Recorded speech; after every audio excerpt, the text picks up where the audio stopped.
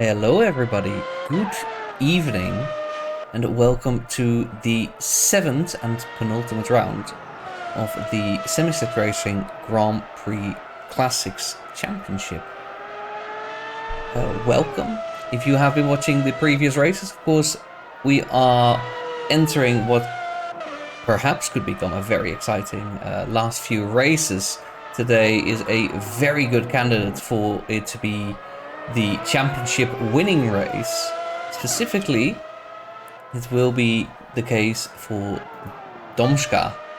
He's the only person that can clinch the championship. Of course, there will always be only one, except if it is the last race.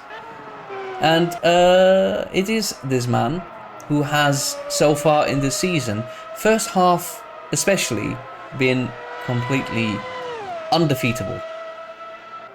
There was one race where it was where his teammate was just ahead of him. For the rest of it, he has been extremely strong. He's always been up there, and as a result, he is now 15 points ahead. Now, I have something new. I have built for my viewers one of these. It's a table of all the races and all the results that we had so far in purple-ish pink.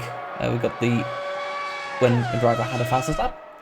That will be Domska in the second, third, and fourth race. And you see Domska has been on the podium every race, bar Estoril in Portugal, where he made a late mistake, costing him quite a few places because it was quite competitive, even at the front.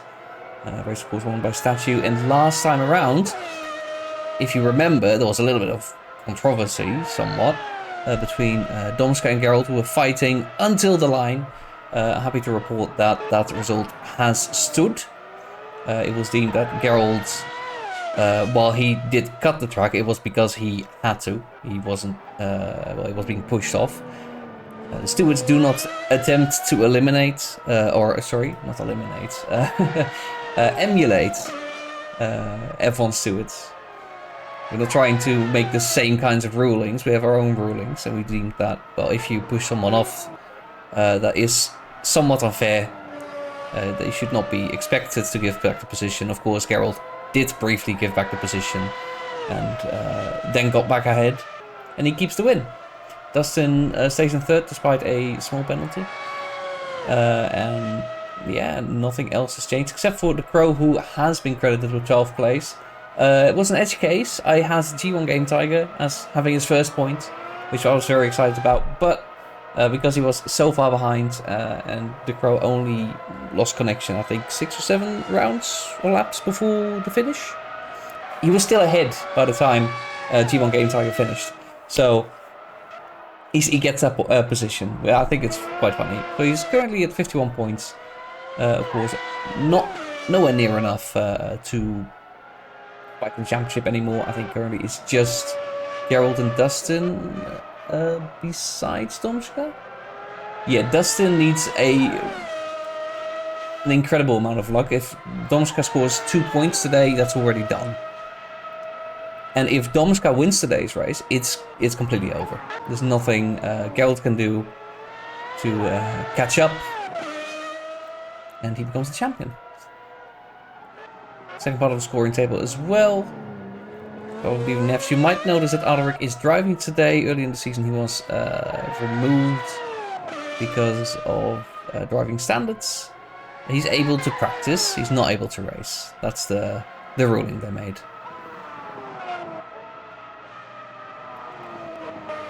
And that's the last page. Now, what else is there to talk about? Well, there is, well, one thing is JJ is currently at the front. That's much better than we've seen. I actually want to quickly pull up the driver standings again, but this time we'll do the classic one. Give us a second. Driver standings for myself mostly, because I need something to help me memorize what happened. Of course, Statue and the Crow, very close together. They are still fighting for a place, and Dustin isn't that far off. So, well, Dustin has a very, very, very outside shot of a championship, which I do not see happen. yeah, he's got to worry more about what happens behind. The Crow could very easily overtake him. The Statue has had a very strong series of races recently, so very possible he can pass Dustin. Keep an eye out for that. They've got Randers and Nacho along with Michael, all very close together. That's gonna be a battle. Furthermore, we've got Cafalor, Silva, Max Manfred. Surprisingly, he's doing a very good job maximizing the results when he can. So he's put himself into that conversation for a 9th place, yeah, in the championship. Very respectable. Nolsey, of course, late joiner to this championship, already on 10 points.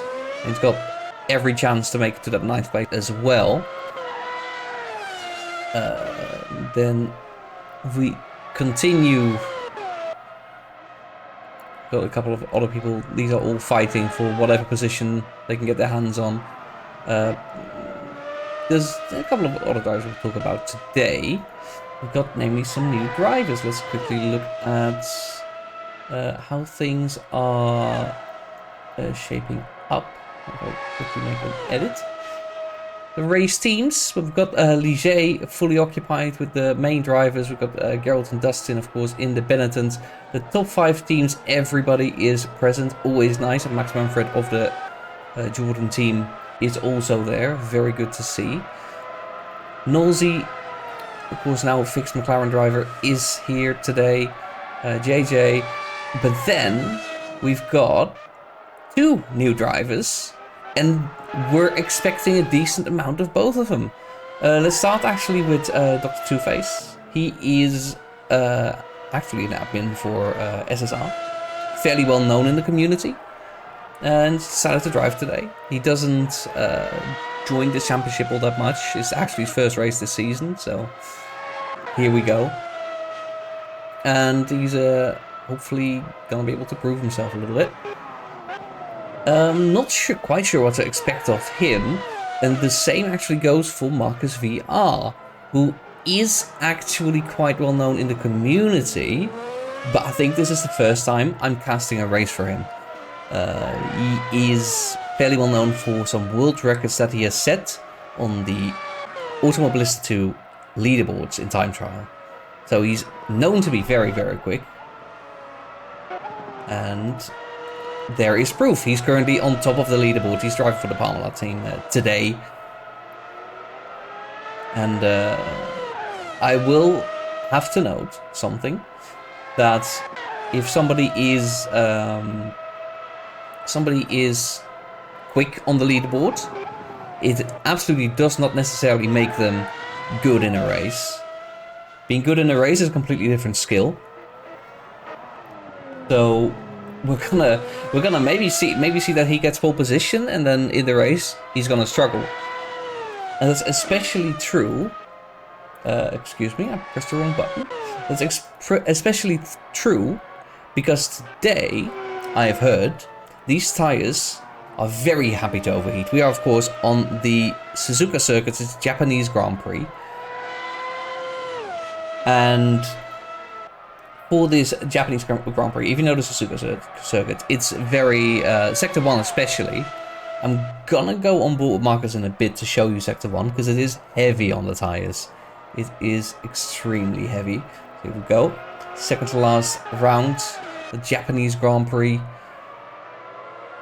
On Mother's Day as well, so if you are a mother, I hope you have a very happy Mother's Day. Yeah, let's have a quick look at what Marcus does in Sector 1. You see already a lot of load on the left tires, especially left front, and he's made a mistake and he's decided to cancel that lap. Unfortunate, we wanted to look. But yeah, Statue is already in this section. You can see it's very long right-hand, left-hand corners that put a whole lot of load on these tires. Out of Sector 1, this is already the start of Sector 2, I believe, or it's right after these corners. Degner 1 and Degner 2 also makes a mistake, but it's a lot of load on the left tires.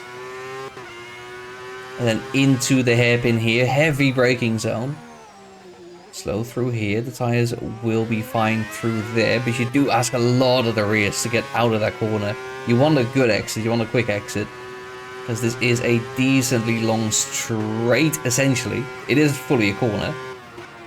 Or F1 cars, they do not need to lift, they just go flat out. This corner, spoon curve, very long left-hander, very hard for the right-hand tyres. And on the straights, they do get to cool, they do get to rest a bit, but then if the right-hand tyres weren't punished enough, here's 130R, very famous corner around here, especially if you're managing an overtake there. Very fun corner, but it's also very, very heavy on the right-hand tyres. This track punishes tyres quite heavily, and because of the conditions we have today, which I think is quite sunny, just like real life right here, right now, it's going to be tough for them.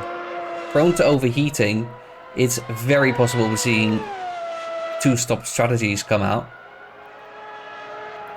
We've also seen races where two-stop strategies have come out, where the one-stop strategy was still competitive, if not better.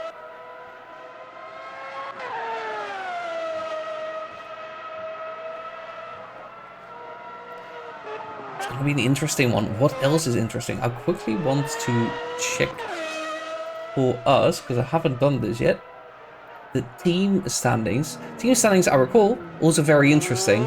Benetton team is still, you know, in distance of the Ligier team, but that could very quickly change. I think the difference needs to be, what is it, 15 plus 12?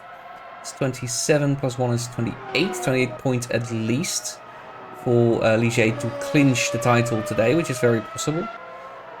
We'll do the math after everything is done. But yeah, it's looking possible, very possible. Sauber, Williams, and Ferrari, though, those three are still in a fight for third place. Sauber has got a very good distance with Ferrari to Williams. Williams lagging a little bit, but Randers is here today again. He's gonna hopefully be able to fight for a good number of points. And between the Saubers and the Ferraris, we've seen all of them have good races. We've seen all of them fight until disaster strikes. So anything can happen between those people. Jordans and McLarens are still fighting, mostly Nolsey and Max. They're gonna try to get the points that they can. We've got Minardi, Simtek, Palmer, and Tyrrell.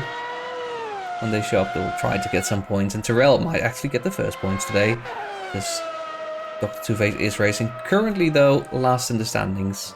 Not sure how much he was able to practice, but honestly, I'm just happy he is here today. It's always nice to have a few extra drivers.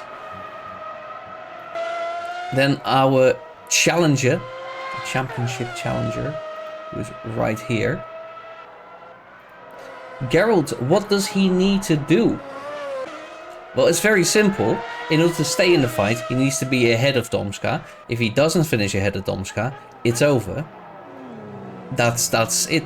He needs more points today than Domska. Even if he's one place ahead, but they tie him points, I believe. No, I think then he's still in, because the gap will be 15, which he can overcome with a win plus a fastest lap, provided Domska doesn't score anything next time. Which is possible, but not likely. Practice is complete, and we do see the drivers finishing the last lap. Gerald still having to face 130R, which, as you can hear, completely flat out. This is not a hard corner. This is not a difficult corner, especially in qualifying. But if you are fighting, it's not the corner that gets you, it's everything before that gets you, because you need to negotiate with the driver next to you. Am I overtaking? Or am I letting you go? Or what's gonna happen? Who's gonna blink? That is the most interesting part of that corner.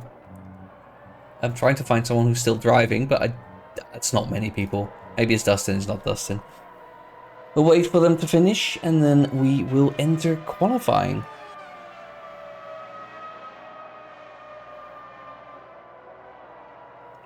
I'll put your predictions for qualifying in the chat if you have any. We've been paying attention. Is Marcus going to show that he is indeed as consistent as he is fast. He is a time trial specialist, as far as we know. It's also very possible that he just wins the race today.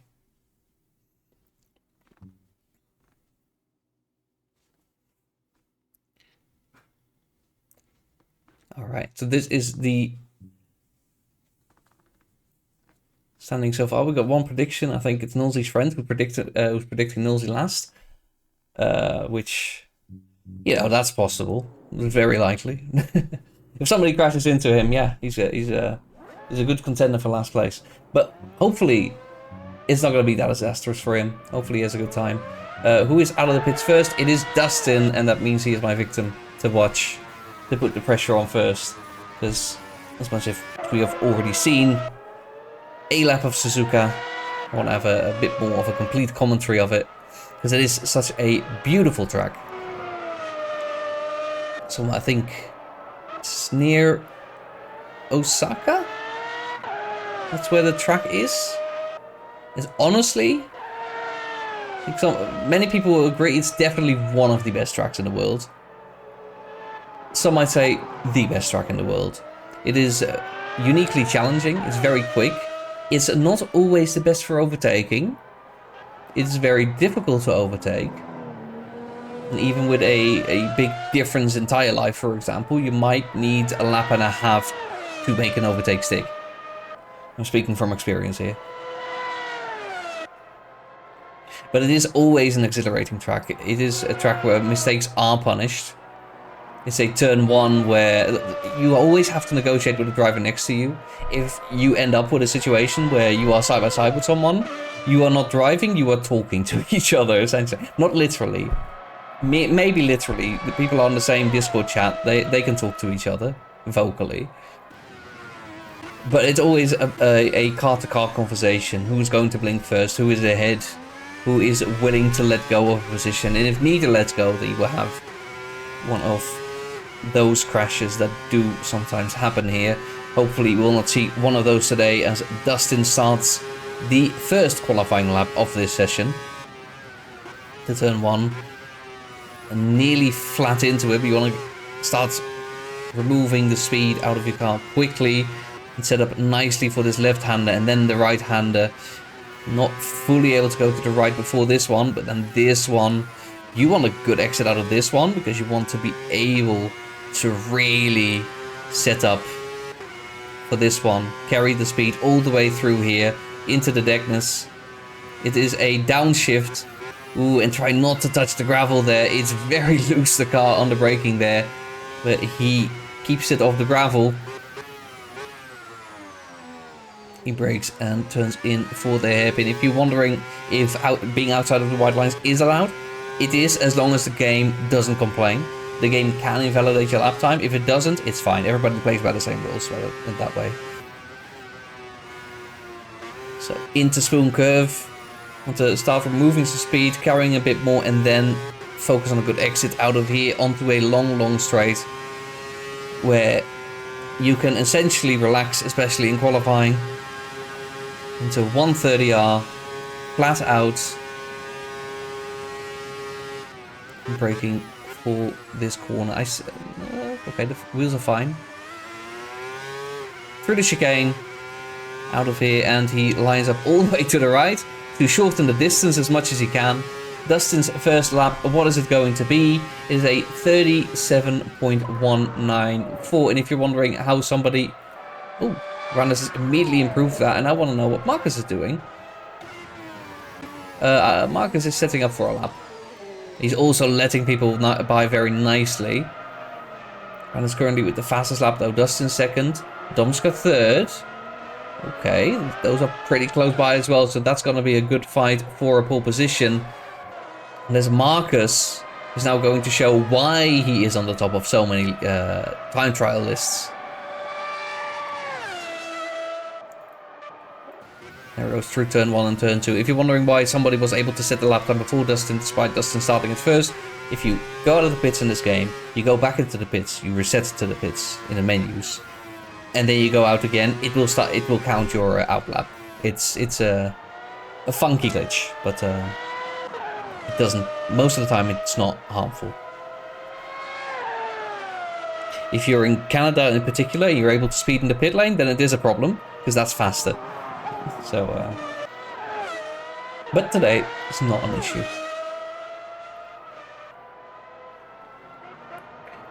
Marcus, I'm not sure if it's the cleanest lap for him, but it's gonna have to be a banker. I feel like I saw some slow sections into sector 1. I'm gonna put that behind him. Let's see how he does this then. Through Spoon. Maybe he's leaving some time on the table, but otherwise looks pretty good, pretty smooth as well.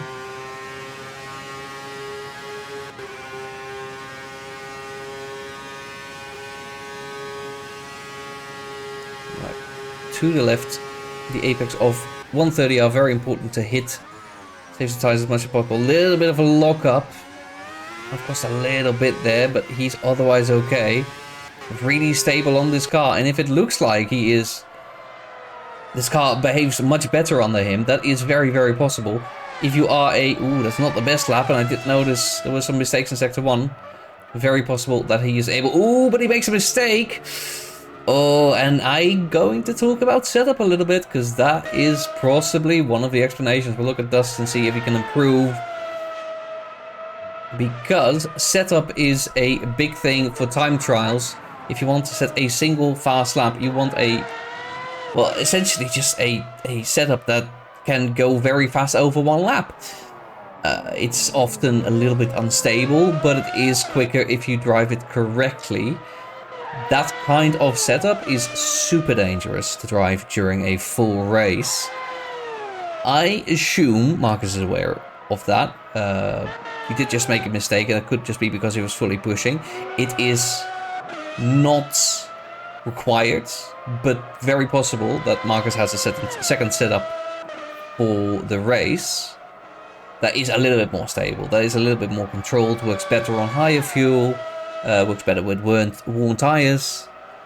Yeah, there's a lot to worry about if you go into a race compared to a qualifying session. We saw the qualifying setup he had is sometimes very stable, very smooth, and sometimes a bit of a diva. Dustin finishes lap, but is not an improvement. Immediately goes back in for another few liters of fuel. Grandis, a very good start from him, but Domska immediately improves and is now the first driver with a 136.9 below a 37. Randers, is he going to improve? Well, not enough right now, and I don't think he's going to say... Oh, no, he does. Actually, the finish line was a lot later than I thought it was. Randers improves and he's back on pole position. Domska is going to have to respond again. Dustin also is on the hunt, and I assume Marcus is also trying to squeeze out that perfect lap. While a time trial setup may be faster, it may also be more difficult to extract that pace. Of course, once you've set a time in a time trial leaderboard, you do not need to repeat that time. That time is there forever. You do not need to repeat it.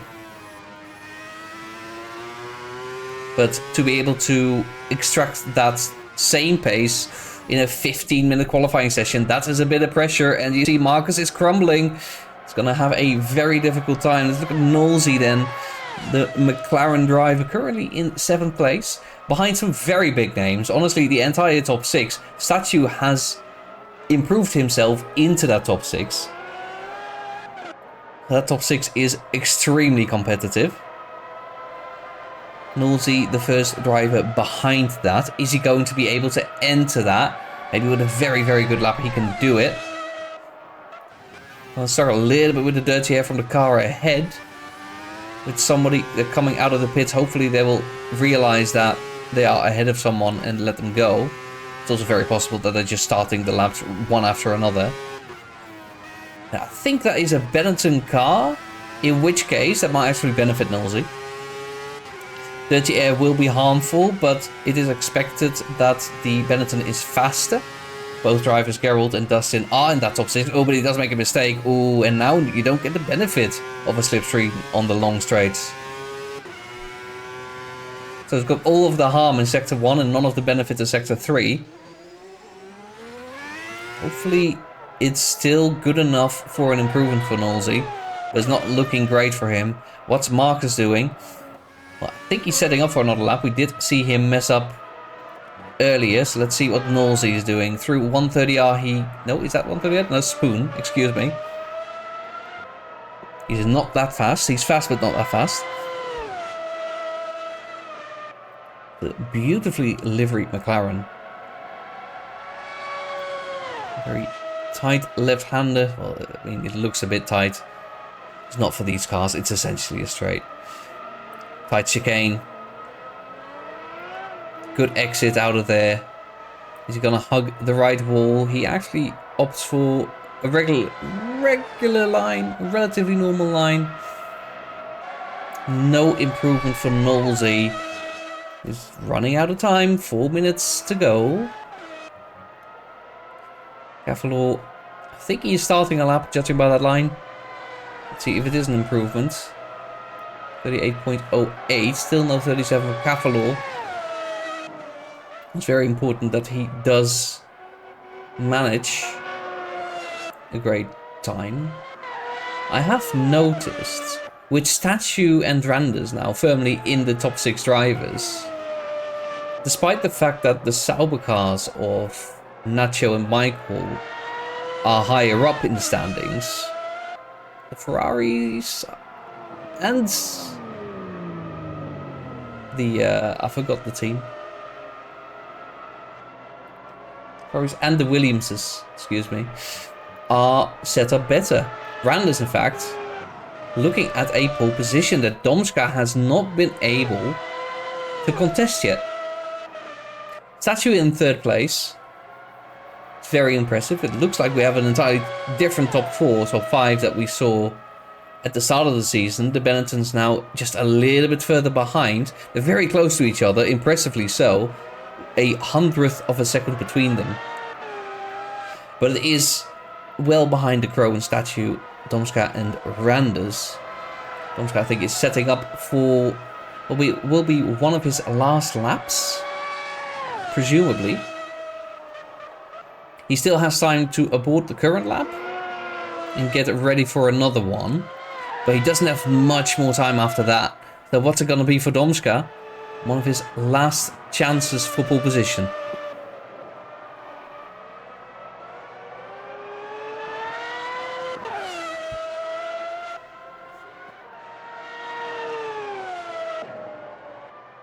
Yeah, he's aborted the lap. He wasn't happy with Sector 1. He's got exactly one more shot now. Statue is also setting up for another lap. Making his way past the Minardi car of JJ.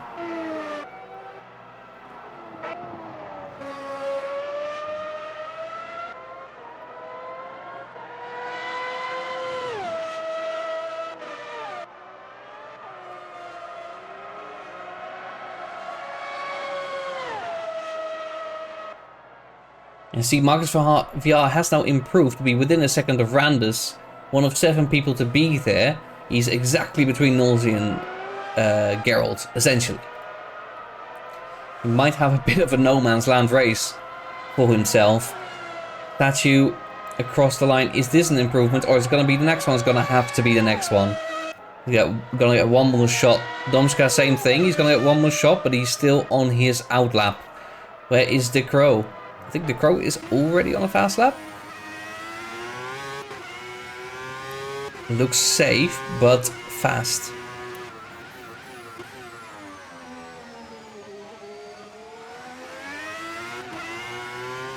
He might very well still be setting up for another lap. It's going to be at the end of the session where he sets his time. And Dustin is about to start his final lap. Whereas Gerald is also on the approach to the finish line. Is this also an improvement for Dustin? Very possible. It isn't. So this is the last lap for him.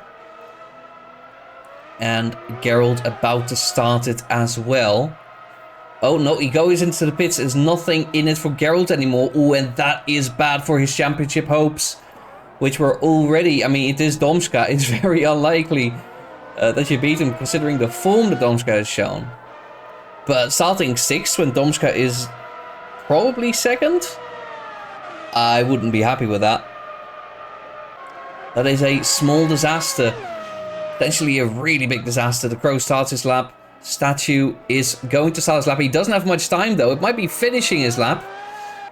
But don't think now. He doesn't have time to start another lap. Statue will be the first to cross the line then. What's it gonna be? Is he gonna improve? It is an improvement. It is so close. It is within a tenth, but it's not enough. Domska is still ahead by 4 thousandths of a second. Domska is still on his way to try and take that pole position, to put one hand on that trophy, which he already has because of Geralt. But he can add another 2 fingers on his other hand.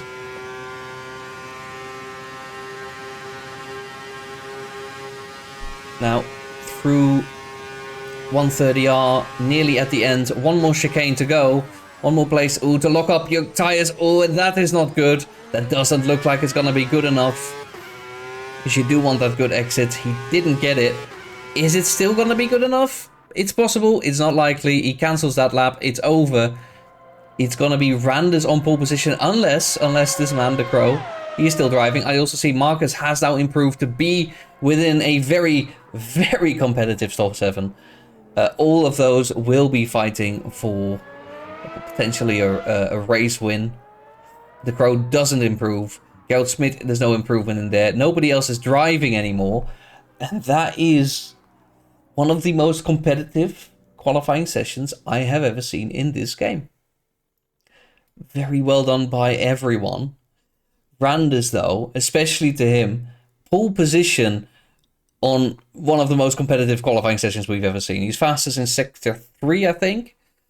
Very good there. Sector 2, he's decently fast. Sector 1, I'm guessing, yeah, he is not faster, so it is very much slightly lower downforce. There's a 2-minute break. Also for the viewers, of course, so take what you need as I prepare for the grid rundown that we'll do in a moment. You see the Sauber cars of Nacho and Michael. Struggling a little bit, unfortunately. Not really getting out of it what they needed. Silver also hasn't set a time. I think that's because 2 races ago he was penalized. I think it was causing a collision. He didn't participate last race, so it carried over to this race. As a result, he is there without a time. It's going to start from last place.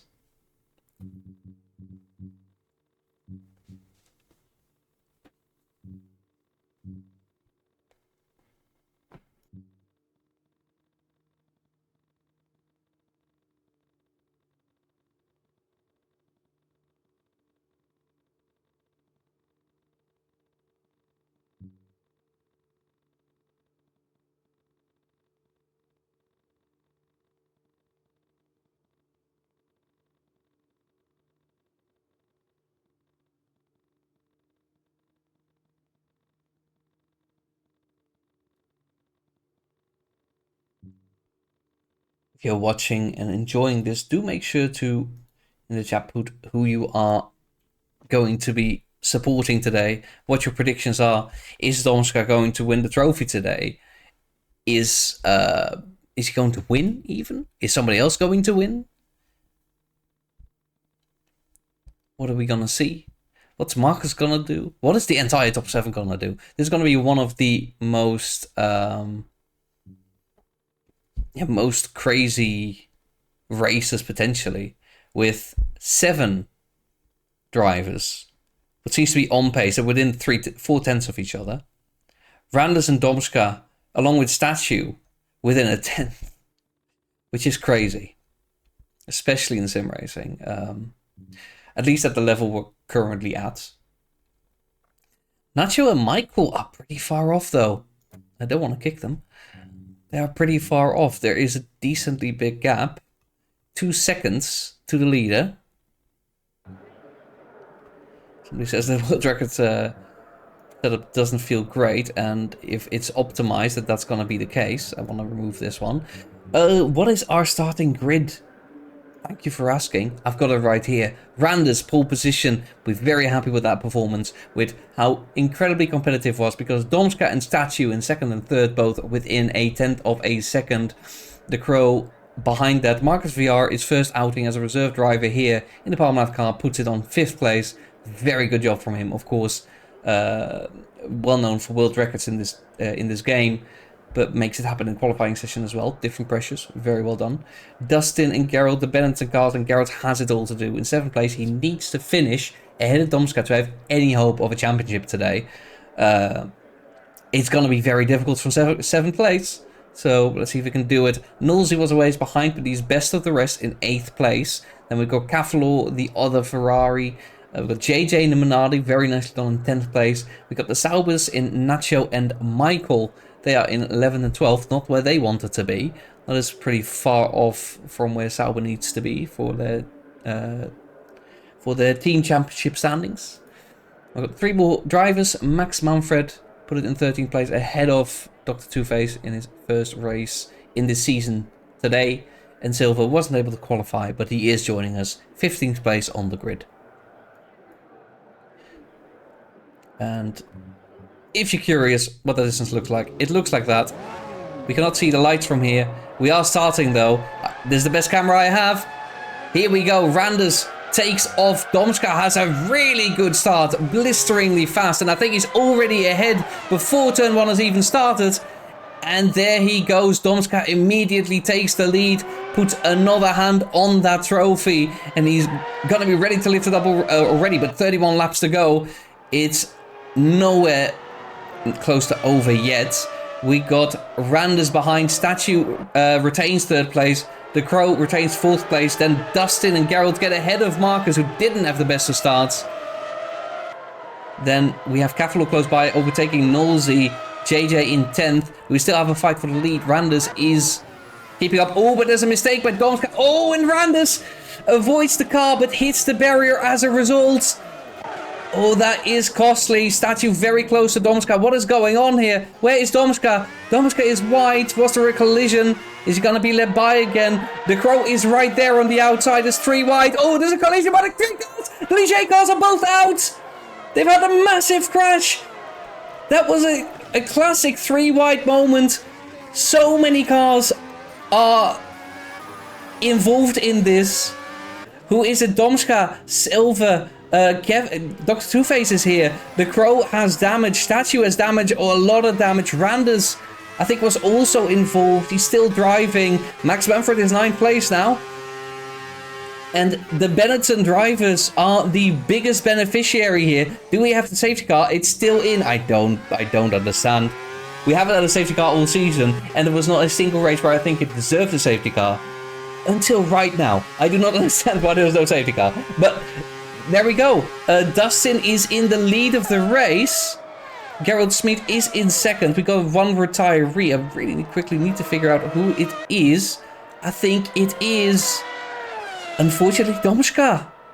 I don't see Domska on the list. Domska has been taken out. He is out of the race. And Gerald's championship hopes are alive. Very, very much alive. If he can overtake Dustin, in fact, he is set to equal Domska on points. And next race will actually be a championship race. But we're getting ahead of ourselves. We still need to finish this race. A lot of people making a couple. I think somebody in the grass. Not even Michael. Michael, by the way, 5th place. Will be very happy with that after where he qualified. Much better than what he expected. Still behind Marcus, though. Marcus, after what was maybe less of a qualifying than he had hoped. He was keeping up with the best, but not quite there, unfortunately. Now has to defend, improve his abilities in a race. Michael is very capable in race formats in particular. I would judge him to be better at races than qualifying, and that is definitely the way you can judge people. It's not, they never translate. They never translate one-to-one. Except for maybe the Formula 1 pros, where some people actually are just good at everything. They are just really good at driving the car. But in sim racing, if people aren't quite at that crème de la crème, at that peak, there's often a very noticeable difference. JJ also doing a very solid job, and we do see, despite the massive incidents, despite the massive damage, except for Domska, everybody is still driving. Everybody is still here, except for the championship leader. That puts everything on its head. Dustin is in a very good position to put himself, well, it was going to be ahead of the Crow. He's currently in 12th place. He's... this game is so funny. He's chasing a statue who also had massive issues. His car has never been put down by the pit crew, so he is currently hovering. But he goes for an overtake into the chicane. And there he goes into 11th place. It will rapidly be trying to catch Randers, but that gap is big because Randers is still driving relatively normally. He's just a bit behind. He did hit the wall. He may have some front wing damage, but it's not bad enough that he has to pit immediately. Some people had to. It's incredibly costly, but I respect them for still driving.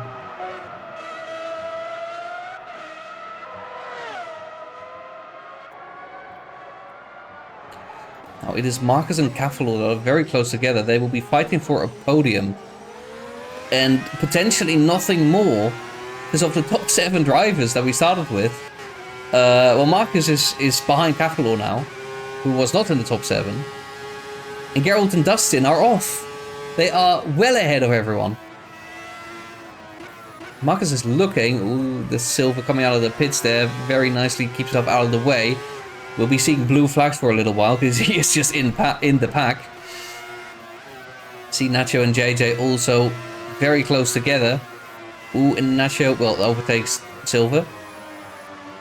So it's not that close together, it turns out. Michael is closing in on Marcus, though. That's what I was seeing.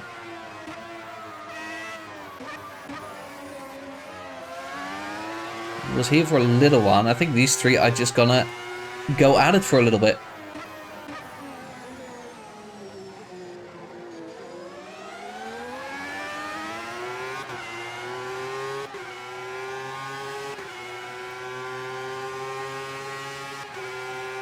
Of course, because it is a Suzuka, it is quite challenging to make an overtake.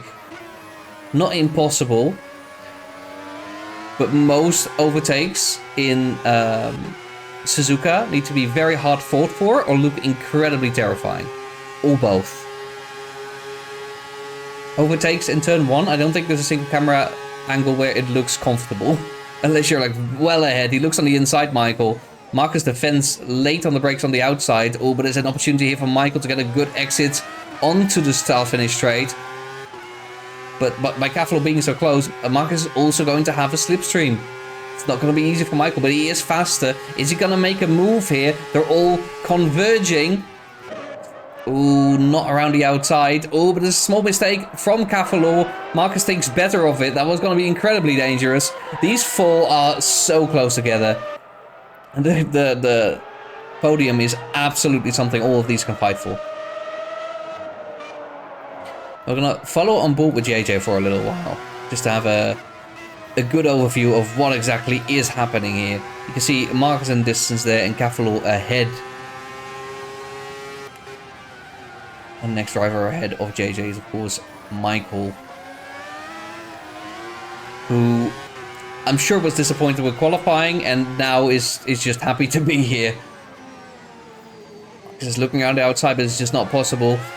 Michael looks on the inside. Maybe there was an opportunity there, but very unlikely to work. On the inside then for Marcus through this long corner. But on the inside for the next corner is Cavalo, who is slightly pushing Marcus wide, maybe? The side-by-side, Marcus on the outside is going to have a better opportunity for an exit. He is having a better exit. They are side-by-side still. There is no driver faster between the two. They are still exactly side by side. 130 hours coming though. The negotiating. Who's gonna go? Who's gonna go? Ooh, the side by side still. They both go. Why not? There's a little bit of a collision. Marcus on the inside. Then he is ahead, and that is Marcus into P3, taking a podium position. Wonderful driving from those two, side by side the whole way through. While that was happening, JJ also passed Michael. And I see Cavalo is actually going at it again, looking on the inside for turn 1. Marcus giving him space, maybe a bit too much space on the dirty stuff, on the marbles. And now he's lost a position to JJ as well, losing 2 positions all in one go. And all that fighting has now given Nolsey an opportunity. He is in this fight. Everybody's invited. We got Nacho also here. Oh, and see car backwards. I think that's Dr. Two-Face. Yes, it is. Unfortunately, having a bit of a rotten race with that incident at the start, being caught up in it. And it's over with the most amount of damage. Sat in the box for ages. Which you want to see, but it's still driving. I highly respect that. JJ is also looking forwards though. He hasn't had the best of results yet. He's currently 16th in the championship, 6 points behind his name, JJ. He's looking at a full 10 if he passes Cavalo, and a 9 where he stands. So he's massively improving his best results with this race as it stands. Marcus, of course, hasn't done a race yet. It's going to be his first finish. He's already doing an amazing job. Looking on the inside of JJ. Oh, and there you go. JJ actually goes wide a little bit. Which is, I think, rules-wise completely fine, but it just slows you down. Oh, and he's late. Oh, he had a little bit of collision with Marcus. Very well caught from Marcus. Where is JJ? He's letting Michael go as well. Nacho also through because of how close everyone is. And Nolsey, more speed. Is he also going to go through? Very possible. He's already gone through. He's already ahead somewhat. He's now ahead entirely. JJ makes one mistake and it cost him everything. That is insane.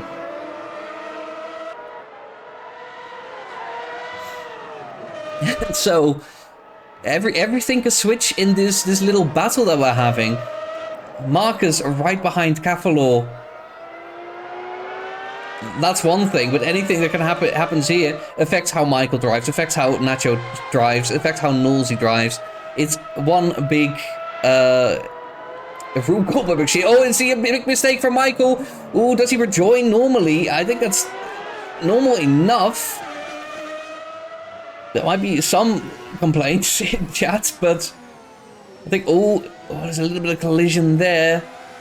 Michael had some right to space though, but Nolsey still has a good exit. He stays ahead of JJ, who was a little bit opportunistic, but had no exit speed, unfortunately. If they go long enough, as Cavalo and Marcus are now fighting, Cavalo was ahead, but Marcus has now pulled ahead. Cavalo still on the inside, though. They are side by side.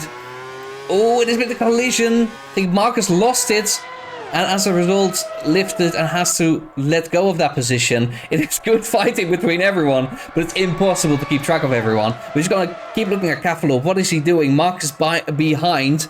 Oh, not so fast because Nacho. Oh, it is a big incident. Michael is in the barriers. I'm not exactly sure what happened, but that is the big result there. JJ is still driving and everybody else is still driving. They have a bit of a gap to Marcus now. He can only look forwards and he will be completely fine. He's on the inside of turn 1 again. Is this going to be fine? Great move from Marcus to get back into P3. My goodness, you would almost forget that a championship could have been won here today. With how much fighting there is. But I'm here to remind you, because Gerald's still in second place, he will be gaining 12 points as it stands, plus maybe the points for fastest lap, which I'm sure if he gets a chance he will go for. He will gain, as it stands, 12 points. He needs to gain 15 points to be equal, be 3 points behind. That does mean that if he wins next race and gets the fastest lap, he will be champion no matter what. If he wins this race with fastest lap, then he puts himself in a position where he can be champion as well, fairly easily. But if he wins, especially. But then Domska needs the fastest lap to deny him. It's a little bit complicated, but just trust me on this.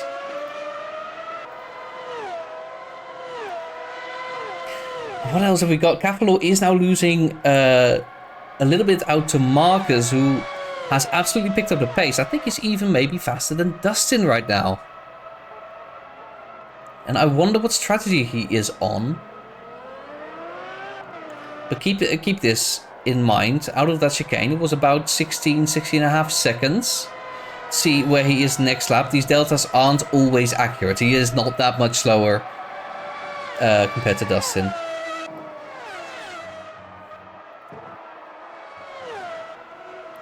How do we keep track of everything? Michael, I think he's sustained some damage and has decided to pit already.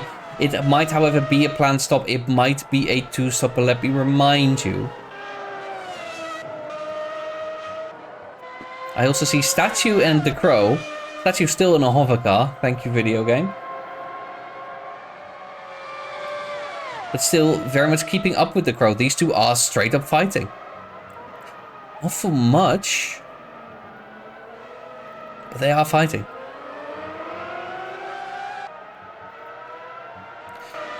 Now, if you have seen the incident and you are in chat, I would actually... I keep pressing right click and that's what happens when you do that. I do wonder if you've seen the incident near the start. What did you think of the incident? What did it look like to you? I know we didn't have the best camera angle for it, and I'm sure that they will exhaustively look at every single camera angle. Every single onboard, maybe a couple of track sides, maybe some custom cameras. They want to see everything. But it looks to me like it was a classic Prix wide racing incident, and the only thing you could argue is that the Ferrari should have backed off. But even then, it wasn't a fight. It would have been smart to back off if it's a 3 wide situation, and you know you're in a 3 wide situation and you're the man behind. It is smart to back off because it is very unlikely that both drivers are keeping track of you and the other driver simultaneously and are able to leave you enough space. Things like that. But you're not always... Like, sometimes it's too late before you even have the opportunity to back off, or you're already backing off, but it just closes too quickly. If you're on the outside or inside and you're behind, then it becomes a little different, because the driver that is in the middle will very much be in control. But yeah, it depends. If the outside driver then is ahead, maybe they push the middle driver into you. Life lesson: if there's a 3 wide situation and you're the man on the back, back off as soon as you can. It's enough waffling, because Nolsey is fighting Nacho and he's actually really looking for an opening, left and right. But nothing given there. These two have driven away a little bit from Cavalo, and JJ is much further behind. He may have made an error somewhere. Also, he is so much faster on the straights, it seems, but out of the corners, Nacho carries enough speed, and he's later on the brakes here as well. It seems to work out completely fine for him. I think Nolsey has the better exit though. Oh, and anyway, Nacho is going into the pits. It's going to be an early stop for him. Is it a 2-stop? 10 laps and we're stopping already? Looks like a 2-stop to me.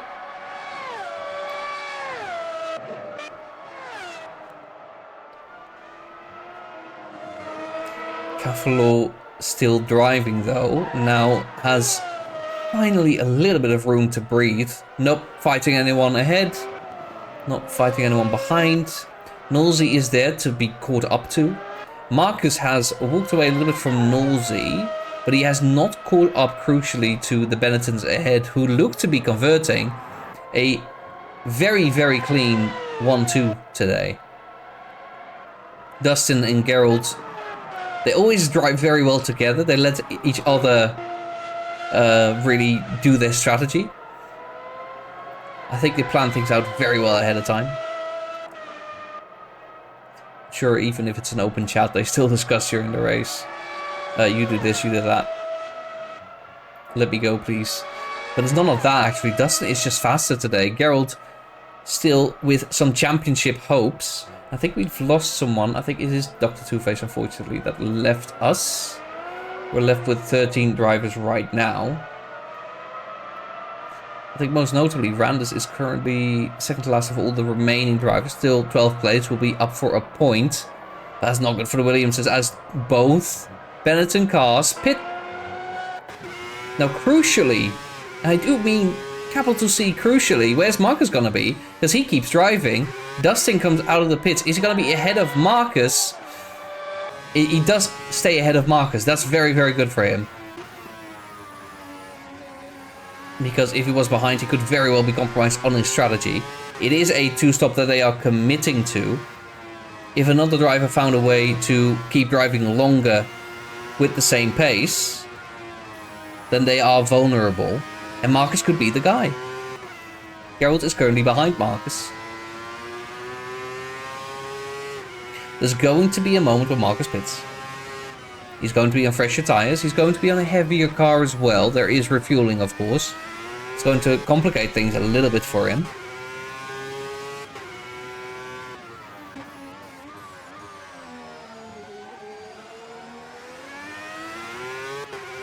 But he will have a chance to beat Gerald today, if he is on a one-stop. Assuming that the Benettons are on a two-stop. It is very possible they decided to stop early. That was always the plan. They wanted a very light car off the line because they were quite far behind, which in the end I think worked out perfectly for them. All drivers ahead of them were wiped out. Marcus having a bad start looked like a curse. It was a blessing. Staying out of all that.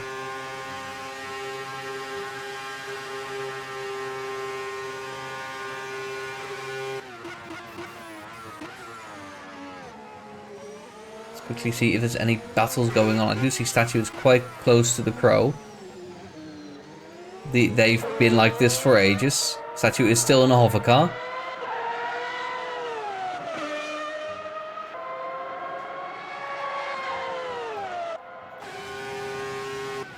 I'm not sure if they're fighting or if they've just decided, you know what, the Crow, you tried to catch up to someone. I'm just gonna live with you. Like, I'm not gonna fight.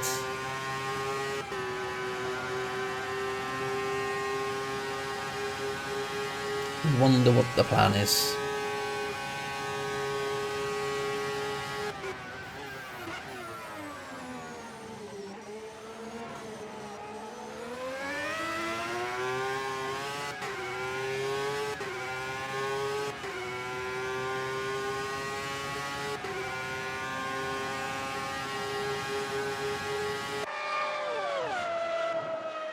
Just too far behind right now, and doesn't seem to be a realistic challenge.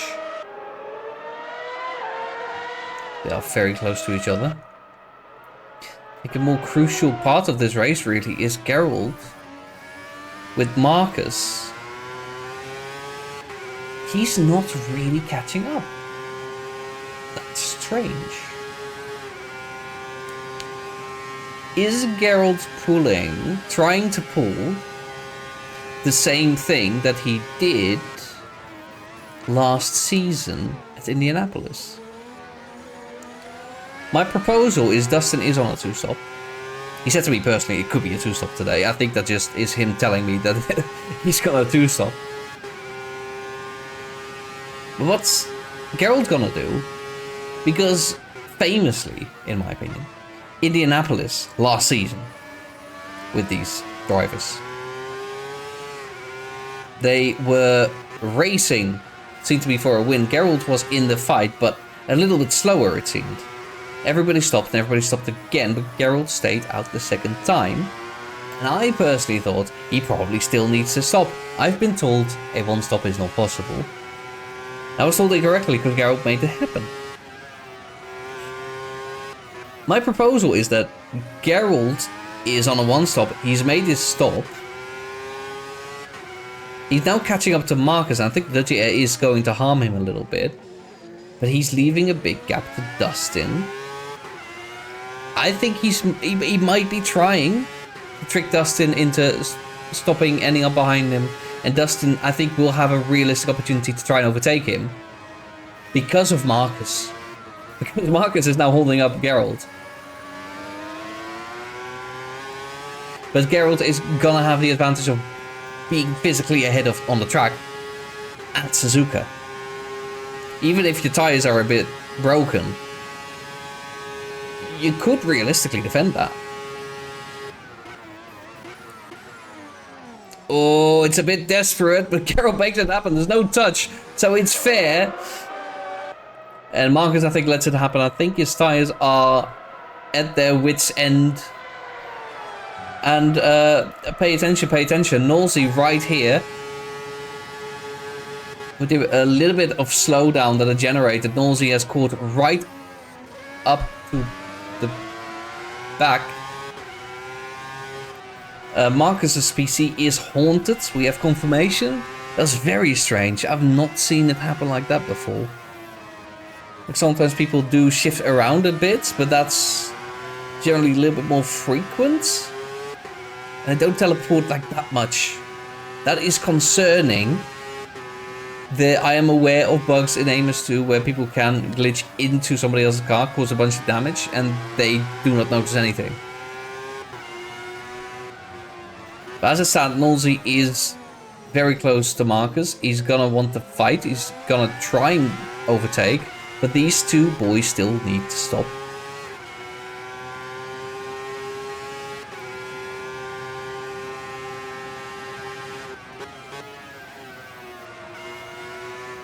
They might do it at the same lap, this lap.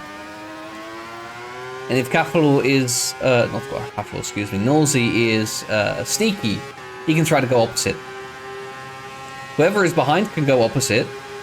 It might not be Nolsey. After the next chicane, he's going to go around the outside of 130R and actually just sticks it. That is a brilliant overtake. Oh, but Marcus, if Marcus is a smart man, he's either like, I'm gonna box. Anyway, I don't need to defend. Neither of them boxes. What is going on? Neither of these boys decided to box.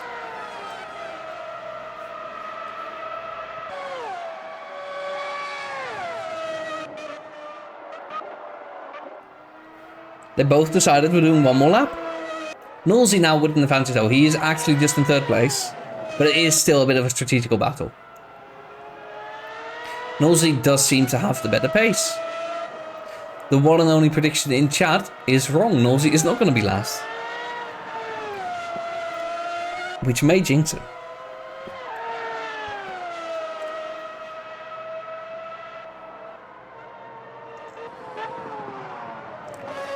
He is driving away from Marcus a little bit. I think his tires are just a little bit in better shape. The Crow is now also going for his one stop. But now if you are stopping, it is the only time that you are doing that.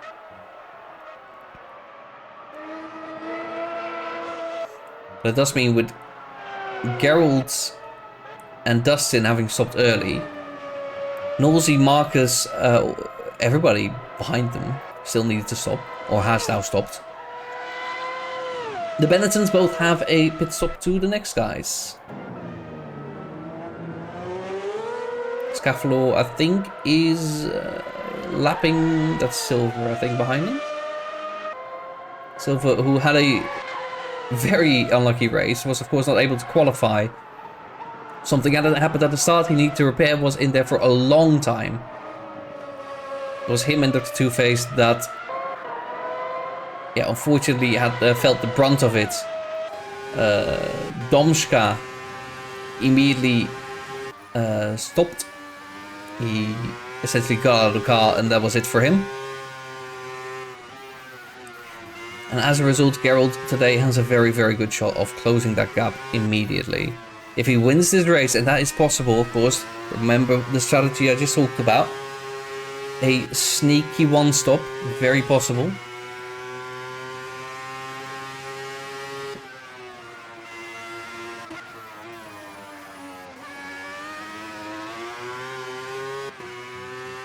Nolsey is now in a strategical battle, but Nacho is actually on track battle with the man that Nolsey is in a strategical battle with.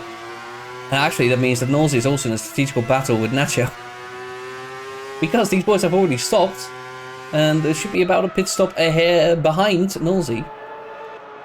Nolsey needs to push. Get the best out of the tires that he is currently on. And these two need to battle for him. And Nacho, ooh, really wants to get ahead. Looking around the outside of the hairpin is never gonna happen. Where is Nosey? Nosey is going to 130R. These two are getting to spoon.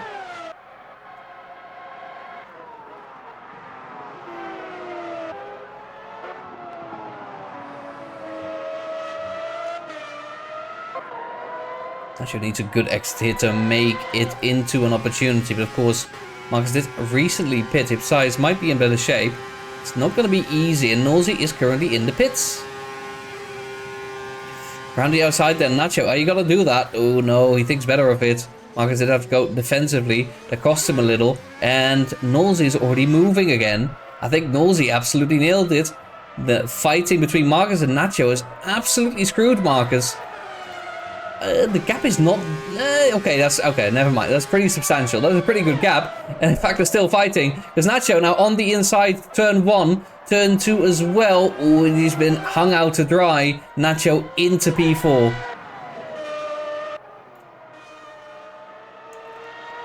Has he stopped already? I actually... yeah, he has. But he was an early stopper. He might need to stop again, Nacho. Marcus will be frustrated because technically, if that's true, that this is not his fight.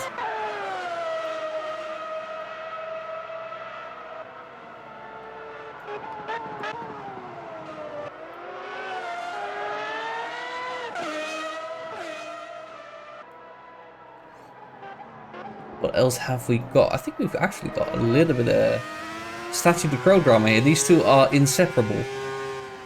They do not get tired of each other, apparently. They've been together for the whole race. But I keep looking at Nacho and Nosey. I think it's more of a direct fight.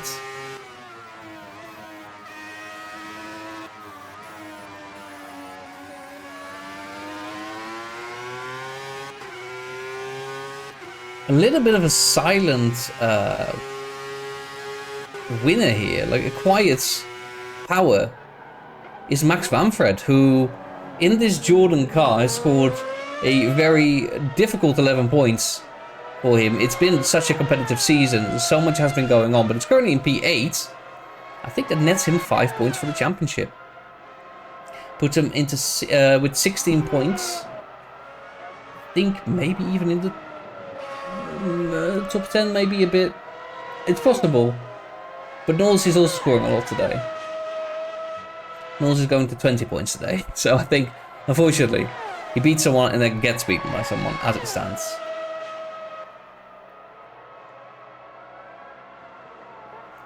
But he's doing a great job, and I want to acknowledge it. We'll say Nacho has very good pace right now. I think his car is substantially lighter than people just stopped. As a result, he's catching up to Nosey. He actually could ruin Nosey's day if Nosey has to defend too much. If Nosey is aware of what's going on, he just lets Nacho by, probably. But he needs to be very well aware, and he needs to be very certain that it isn't indeed Nacho being on a 2-stop. Not just Nacho having unlocked an inhumane pace that he is not able to challenge.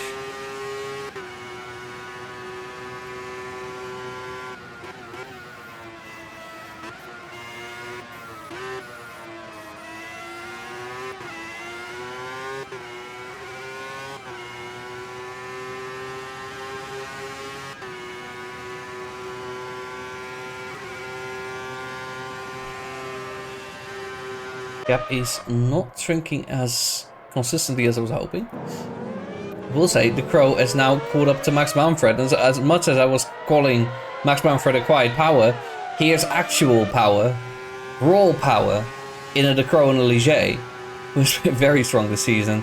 So I'm afraid my man Max is going to be swallowed a little bit. I think this is a tragedy. I wish it was different. I'm sorry, little one. Yeah, and here he goes. The Crow on the inside, 130R. Actually just lapped someone. Oh no, he actually overtakes JJ. I think, for good measure. Max Manfred also overtaken by Statue. He just lets them go. Fair enough. And JJ also in here. Statue, of course, one of the top 7 drivers. Will make this fairly simple. And there he goes.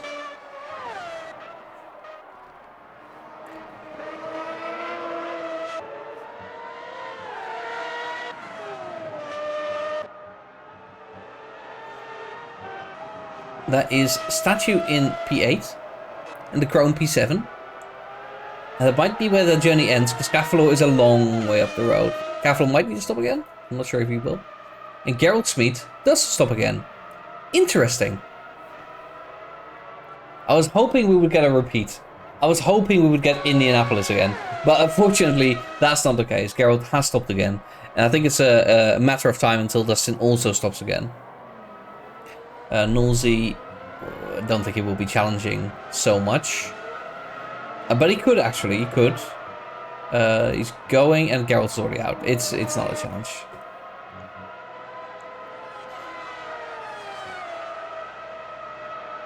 Marcus still has his sights on Nacho, but the gap is fairly substantial from that, for now. I am expecting Nacho to stop again. I'm not expecting Marcus and Nolsey to stop again. So I think we might finally be looking at a Nolsey podium. A good result, finally. He's been quite strong. In general, he's shown good pace. Nolsey has. But in races, often he makes mistakes. Or he has made mistakes in the past. That has cost him dearly. Only on 10 points in the championship, and I think it's today that he will double it as it stands. Rand is also in the pits again, I think. Yeah, he stopped early, of course, because of the crash. This is a semi-scheduled stop.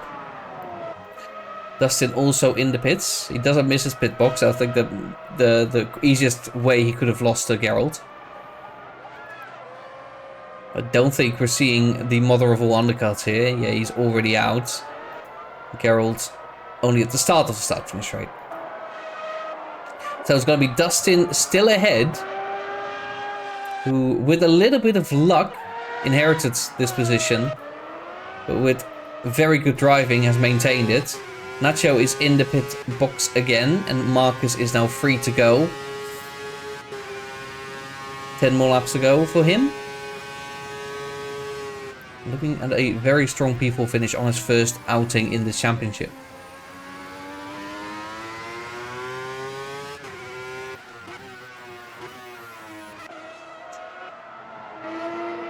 Cavalo is currently P5, which is very good damage limitations for Ferrari, of course, after losing statue in that opening crash.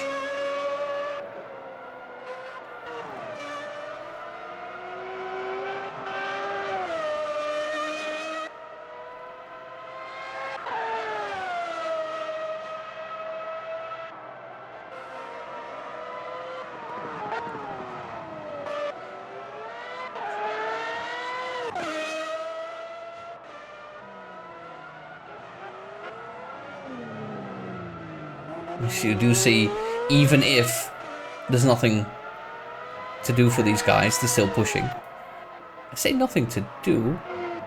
What happened with Nolsey? I'm look away for a little bit, you know, relax a little bit, try not to stress too much. It's been a very stressful race so far, and Nolsey makes a mistake that cost him P3. How does he do it? It's really unfortunate. I just said, like, oh, he's actually really shown, like, really good pace, you know. He's been quite strong. He makes mistakes. But today is going to be, no. Mistake. P4. Hopefully that's his only one. Marcus is still within reach. It's not over. It's not definitive P4. But, you know, you did lose a position. Through what seems to be an unforced error. Statue and the Crow, they're holding hand in hand today. I feel like Statue is just waiting until like the last 3 laps where he feels like he can maybe make a move. If you fight too long, you know, you exclude yourself from gaining any more positions from people ahead making mistakes.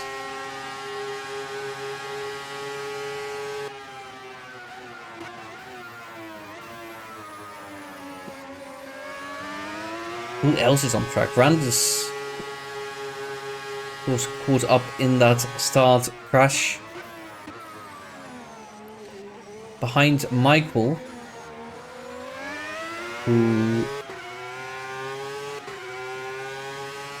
will be happy to get some points today, but I think I was hoping for more. Currently demoted to P11 after Randus finishes this fairly easy looking overtake. You simply have more speed on the straights. That's also what we saw in qualifying, being strongest in Sector 2 and Sector 3. And losing out in Sector 1.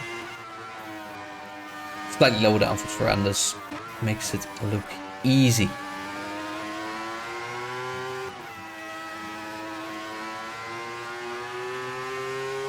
So it's going to be 2 points as it stands for Michael, and that could be crucial for Sauber.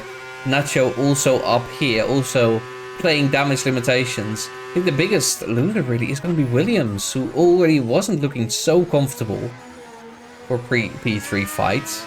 It looks today like they've completely lost a chance. Cavalo and Statue though doing a very good job for Ferrari. Those are still definitely in it to win it.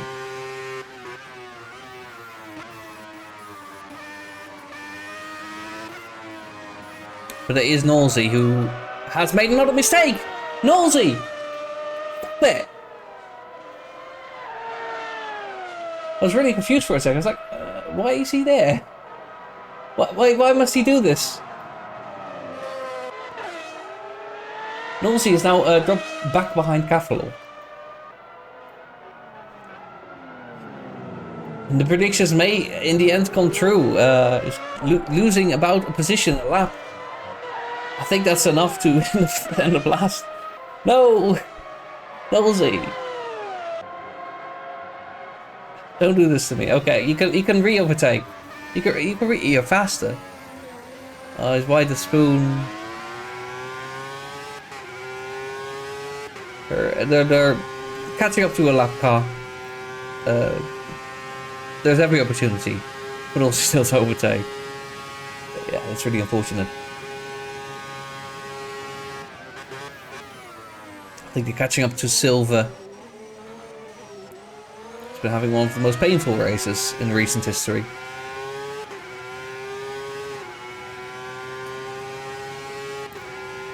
So better speed for Nolsey then. Around the outside. Later on the brakes. Oh no, it is Cavalo that stays ahead. It's going to be switchback though. Oh, he looks at it. Oh, what a beautiful move. I don't think it's going to stick. Oh, it is. It is.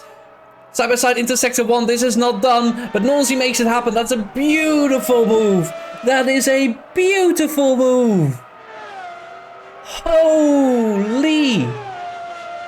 I didn't see that coming anymore. Turn 1.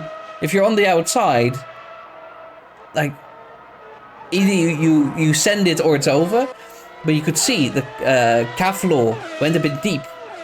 He didn't have the best exit out of Sector 2, and this man saw a switchback opportunity. He took it with both hands, and through turn 3 and turn 4, finished what I think is one of the most beautiful moves I've ever seen.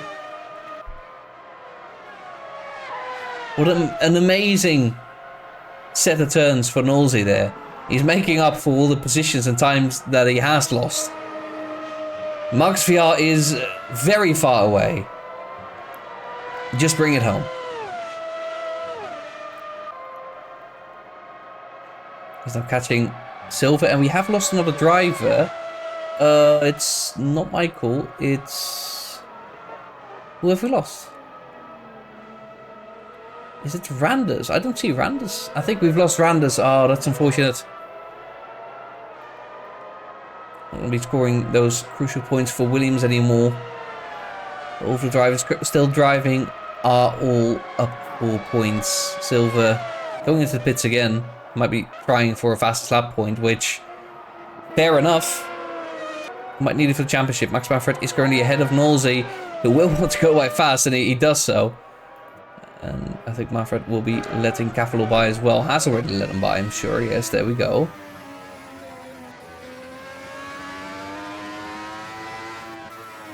Statue in the Grove still holding hands. That has to be my favorite couple of the season. These two.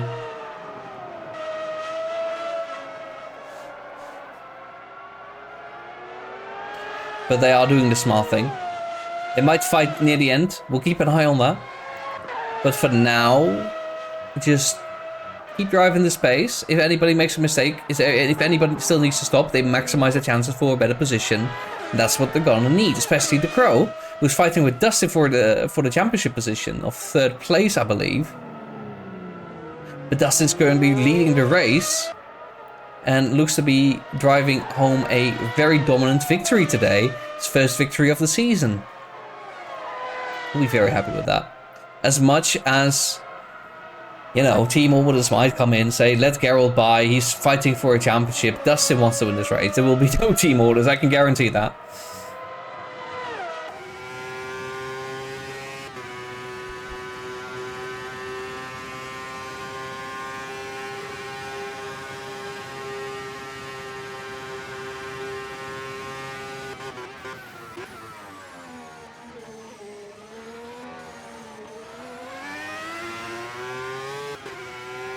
He's actually losing touch with the Crow a little bit. Not sure if he's just trying to cool his tires or if the tires are dying. And he's not left a choice. Max Manfred goes for another stop. Might be also going for fastest lap. I believe I can check for the fastest lap. Currently has it. Looks like it's going to be a 38.4 by Dustin. That's gonna have to be beaten. That's a tough ask. Go ahead, give it a shot.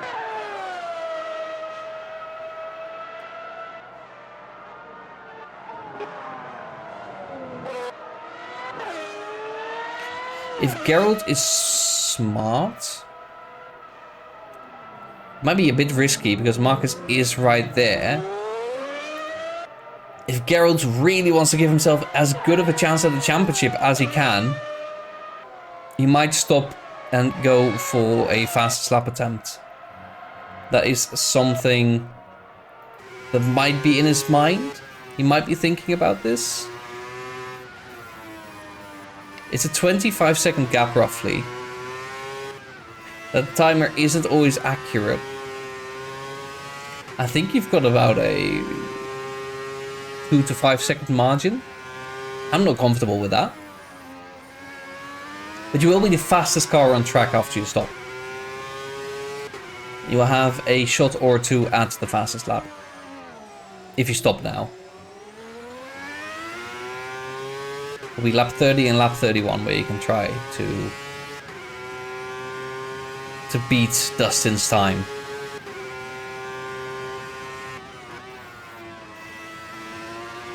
I say that though.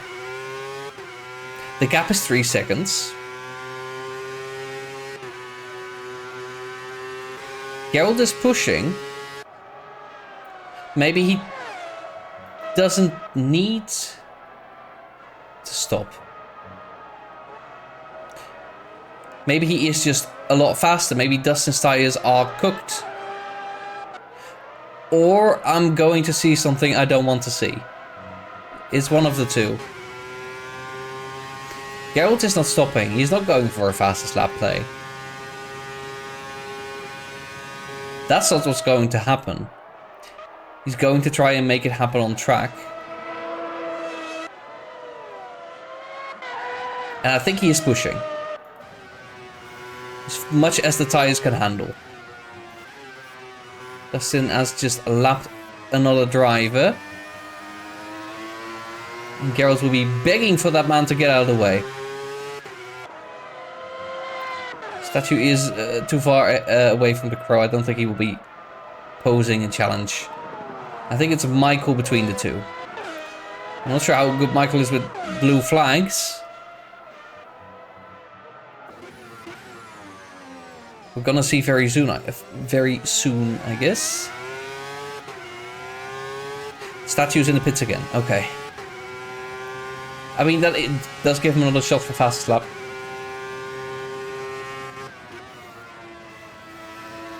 And he actually has a very realistic shot of getting that. Although he needs to worry about... No, I think he's fine. He's going to get one shot. One opportunity.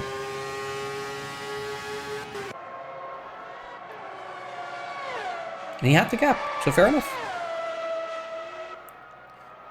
As Gerald passed Michael. There's still a 2-second gap. He needs to catch about a second a lap. I'm gonna grab the timing screen. What was the last few laps? Dustin made a big mistake is what happened. Was it gonna be 39.9 that lap? 39.9 also for Gerald. It was not what you want to see, but there was a car in the way. And what happened? Dustin made a mistake? And we didn't need team orders. Dustin just made a big mistake. No!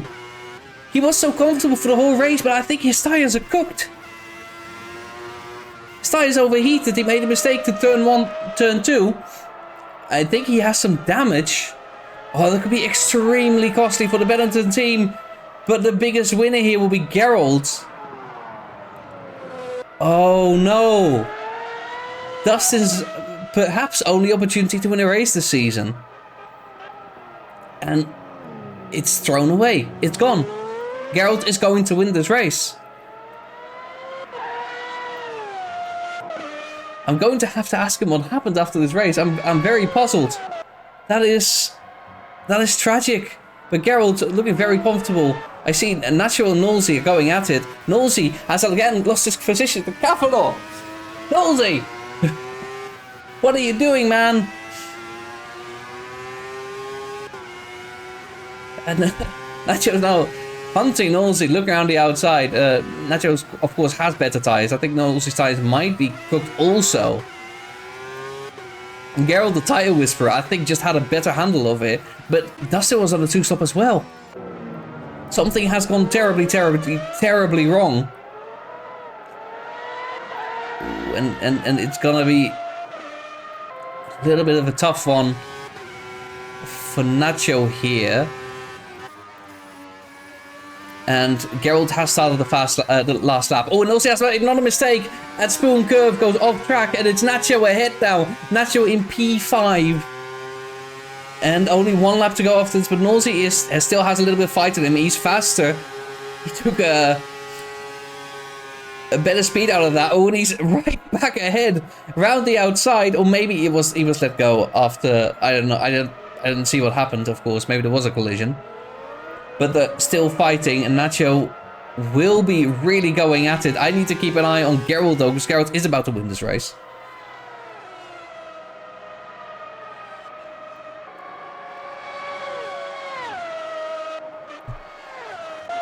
Where is he? Gerald Schmidt will emerge this race as the primary and only standing challenger after a season that looked to be Domska's all the way through. First race, Domska. Second race, Domska also won. The third race, he got second place. And then the fourth race, halfway through the season, he got another first place. It was going to be Domska this season. It was virtually set in stone. But the second half of the season, something happened. Domska wasn't always on top of it today. He got caught up in a crash. And Gerald Schmidt emerges as the main challenger.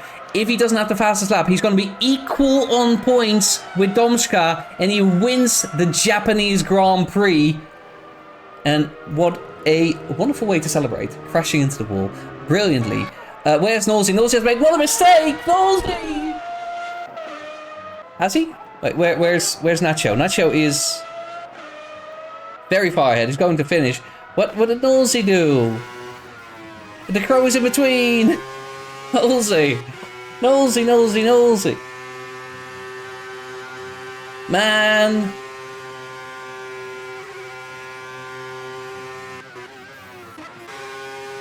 I'm speechless.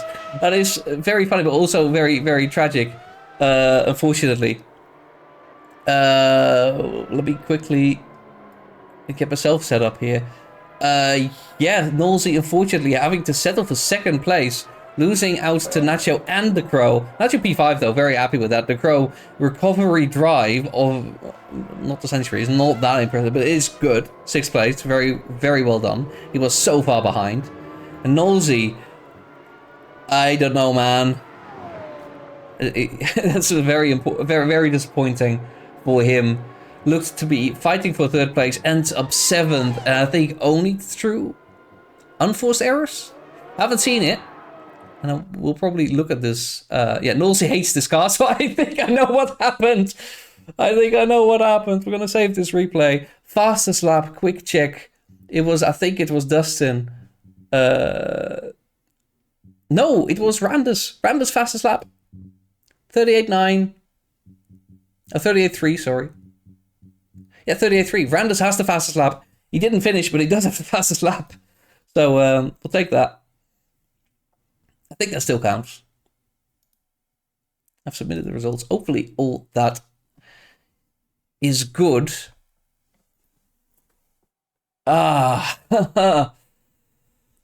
Yeah, that's really unfortunate for Nolsey. That's the biggest strategy I've ever seen.